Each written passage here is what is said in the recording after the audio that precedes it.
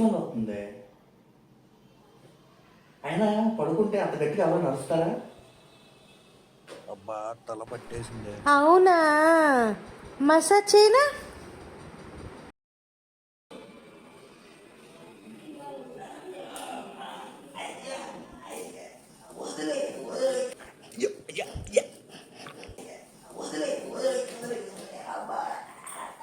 పోయిందా? నేను పోయేవాడిని. పొద్దున్నే దీనికి బలైపోయినట్రా నాయన.